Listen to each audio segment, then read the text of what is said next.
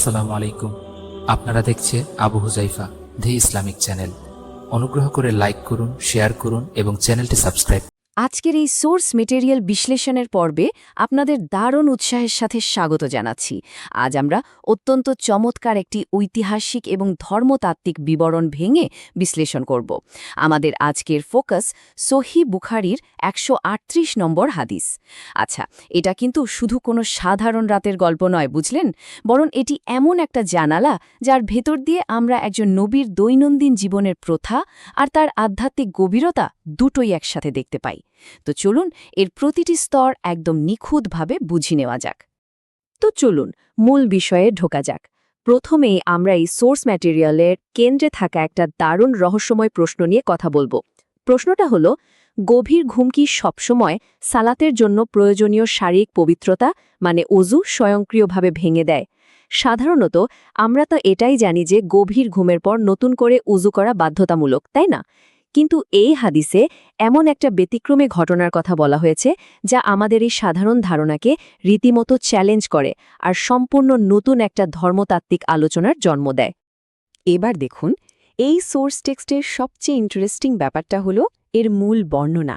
এখানে মূল আরবি টেক্সটের পাশাপাশি অনুবাদও আছে। এই চমৎকার ফার্স্ট হ্যান্ড বা প্রত্যক্ষদর্শী বিবরণটি বর্ণনা করেছেন কুরাইব, যিনি এটি শুনেছেন ইবনু আব্বাস রাদিয়াল্লাহু আনহুর কাছ থেকে। ইবনু আব্বাস এখানে একটি বিশেষ রাতের পুঙ্খানুপুঙ্খ বিবরণ দিয়েছেন। ১. মাইমুনা রাদিয়াল্লাহু আনহার ঘরে সেই রাত। চলুন এই টাইমলাইনটা একটু দেখি। এটা দিয়ে একটা স্পষ্ট ক্রোনোলজিক্যাল বা কালানুক্রমিক চিত্র তৈরি হয়।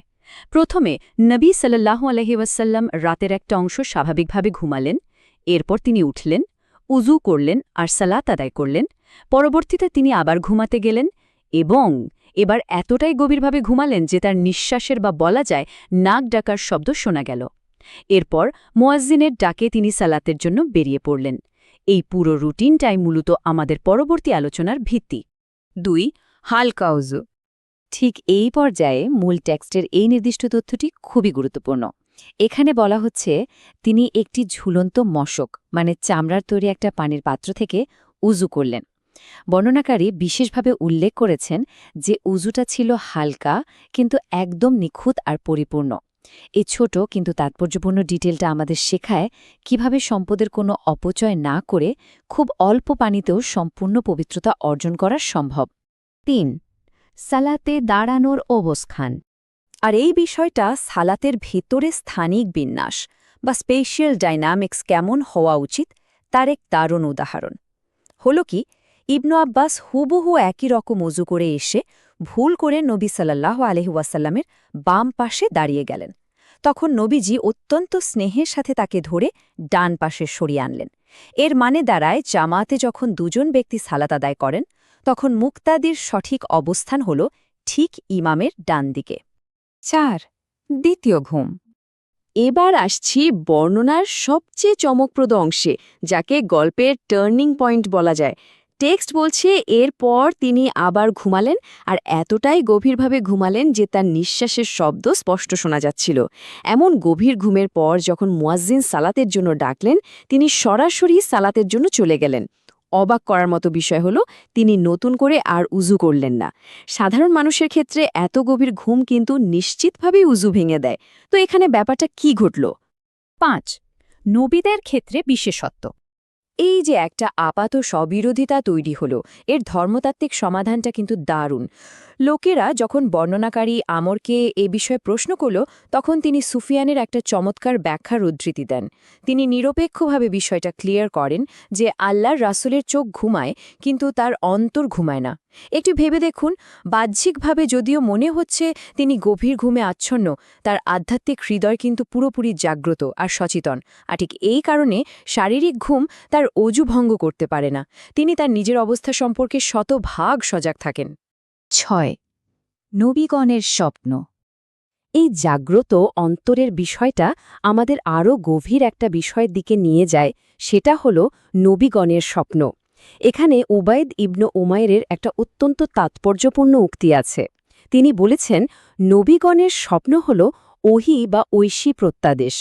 ব্যাপারটা সিম্পল, যেহেতু নবীদের অন্তর কখনোই ঘুমায় না, তাই ঘুমের মধ্যে তারা যা দেখেন সেটা আমাদের মতো সাধারণ মানুষের এলোমেলো স্বপ্ন নয়, বরং ওগুলো হলো সরাসরি আল্লাহর পক্ষ থেকে আসা বার্তা বা ডিভাইন ইন্সপিরেশন। আর এই ঐশীবাণীর সপক্ষে অকাট্য প্রমাণ হিসাবে সোর্সে কুরআন থেকে নবী ইব্রাহিম আলাইহিসসালামের সেই ঐতিহাসিক স্বপ্নের কথা বলা হয়েছে, যেখানে তিনি তার পুত্রকে কুরবানি করার নির্দেশ পেয়েছিলেন।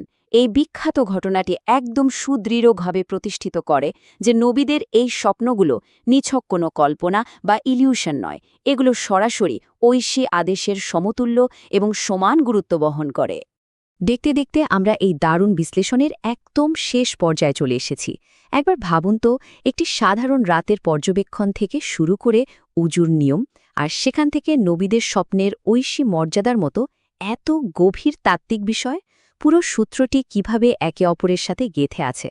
নবীদের জীবনের প্রতিটি মুহূর্ত, এমনকি ঘুমের সময়টাও যে ঐশী পর্যবেক্ষণের অধীনে থাকে তা এখান থেকে স্পষ্ট। তো শেষ করার আগে আমি একটা প্রশ্ন রেখে যেতে চাই, যেটা নিয়ে আপনারা একটু ভাবতে পারেন। নবীদের এই জাগ্রত অন্তরের বিষয়টি ওহী বা ঐশী প্রত্যাদেশ সম্পর্কে আমাদের প্রচলিত ধারণাকে কিভাবে পরিবর্তন করে?